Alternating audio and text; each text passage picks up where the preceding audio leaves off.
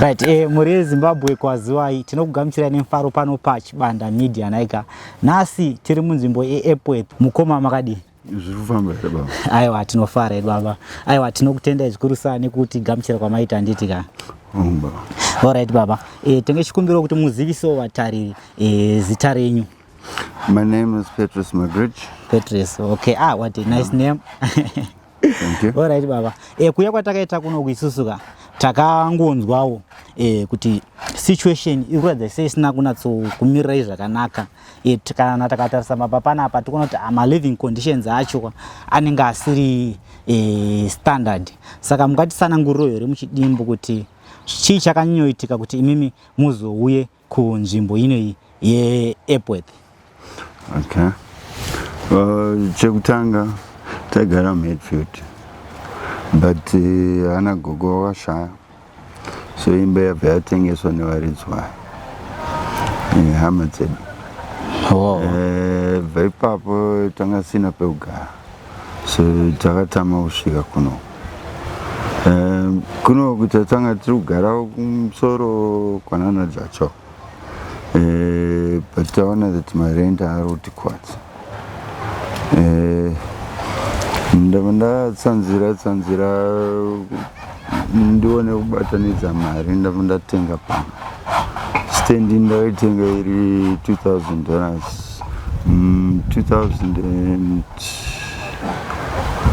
2007. Ndambogara kumiri uku pane pin mazvano.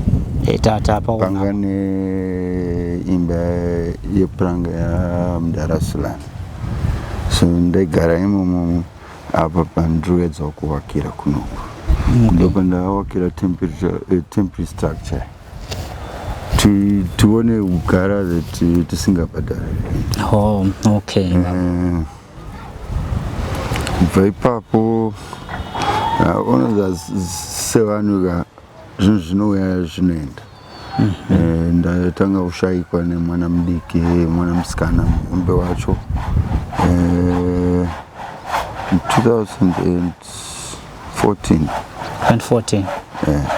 Okay, mwana akashayika anga ari wechinambani? Anga ari wechi2. Oh, very sorry. Then in 2019 ndopakashayika madhamu yangu. Okay.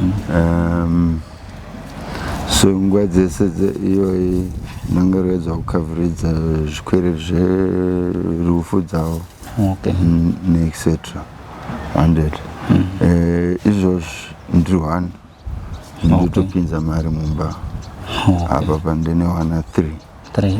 Vakura zvakadini? Pane mukomana muhombe ane 19. Kuzoita musikana mudiki ane 14.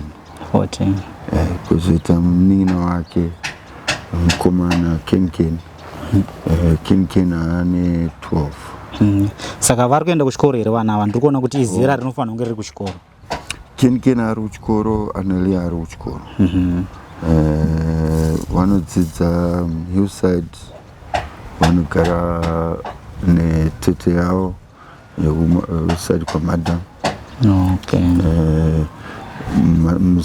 Masasa Park. Okay. Vana ava kugara natete zviri kutoratidza kuti kukundikana kuti muvachengete imi manditi sezvo muri baba.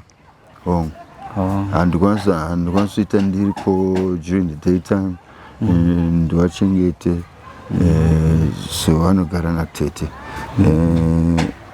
Ndimbotuma mari ikoko pamwedzi yemaschool fees, chikafu, etc. 100. But zvirundiremera. Ndirikutotadza kuvaka nenyaya dzekuti ikonomi yedu haina kunyatsomirapo. Ndambozama ndoshanda mukagui, togadzira mota mukagui. Ndimo munogadzira mota? Okay. Tiri pakugadzira motikari ipapo, munenge muchigadzira motikari dzakaita sei? Ndogadzira chero inonzi mota. Chero inonzi mota. Alright. Ndakatraina ndiri fit and 10. Okay. Vaipapo ndasingawirana nebasa racho zvakumira kuseri kwemishini from kusingosvika manheru. Okay. So ndazo diversify ndazopinda mechanics. Okay. Sechine ndaifarira kuita ndiri mufana kumba uko.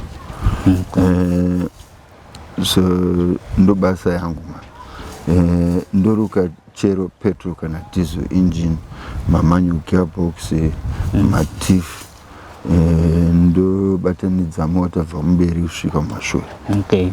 Mukana uyo muri yeZimbabwe mukoma vari kutaura kuti ivo vanogadzira motikari ndimazvikokota. Munokwanisa kuvabata kana muda kugadzirwa motikari, handiti kana? Munokwanisa kufamba kana munhu akakudaidzai kana kuna Chitungwiza, Harare uko? Hongu ndofamba but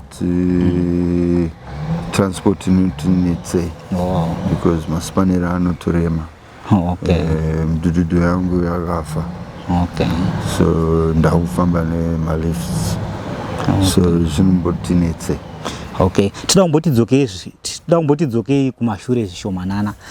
Imba iyi yamataura kuti yakatengeswa yaive iri vabereki venyu here kana kuti hamuna kunyatsozotipa madetails akakwana ipapa? Imba iyoyi yanga iri yagogo.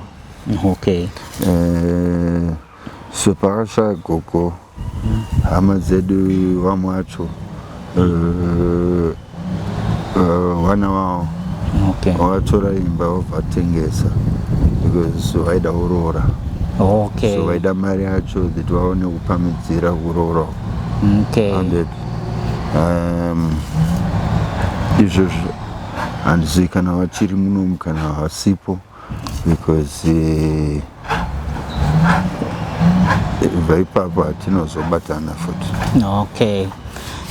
Kune ma-well wishers ari kuona this video nei kutaura kuno kwandiri kuita pasi rose. Rubatsiro rwamunofungidzira imimi kuti vangakwanise kukupai nderupi? Zvinonetsa kutaura.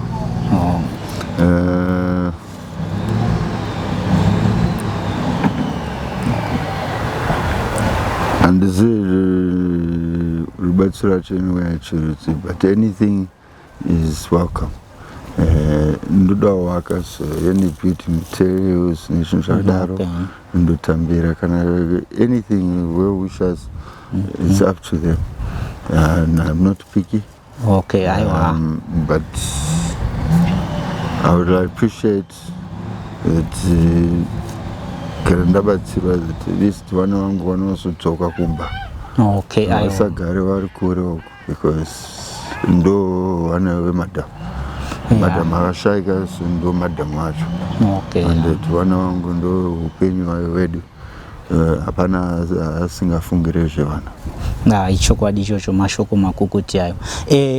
Tiri kumbira kuti mupe vatariri nhamba dzenyu kuitira kuti kana vachida kukubata imimi, vachida kukupai ringave basa kana any donation, vanongokubata imimi direct.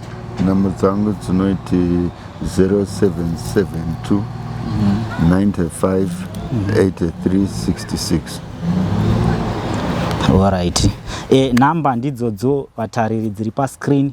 Munokwanisa kubata mukoma wedu movapa madonations amuruda kuvapa kuvabatsira navo direct kwavari, kana kuti munokwanisa kubata isusu veChibanda Media tinokwanisa zvakare kukuunzirai zvamunenge madoneta. Anokuoneka ine mufaro ndiManasi Manoka Chibanda, pari zvinotisarai zvakanaka.